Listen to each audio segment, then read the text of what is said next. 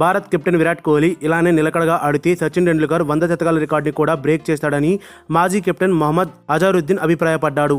ఆస్ట్రేలియాతో అడిలేడ్ వేదికగా మంగళవారం ముగిసిన రెండో వన్డేలో విరాట్ కోహ్లీ సెంచరీ సాధించగా 299 పరుగుల లక్ష్యాన్ని భారత్ మరో 4 బంతులు మిగిలి ఉండగానే ఛేదించిన విషయం తెలిసిందే.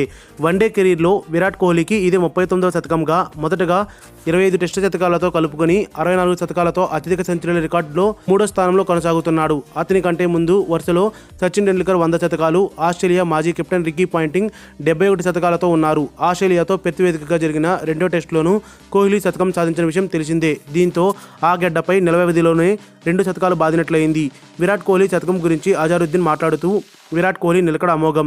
అతను ఇలానే ఫిట్నెస్ ఫామ్ ని కొనసాగించగలిగితే సచిన్ టెండూల్కర్ 100 శతకాల రికార్డుని కూడా బ్రేక్ చేయగలడు. అతడు ఇప్పటికే చాలా మంది గొప్ప ఆటగాళ్ల రికార్డును కనుమరుగు చేశాడు. కోహ్లీ శతకం సాధిస్తే భారత జట్టు ఓడిపోవడం చాలా అరుదు అని వెల్లడించారు. మరిన్ని అప్డేట్స్ కోసం మన ఛానల్ని సబ్స్క్రైబ్ చేయండి.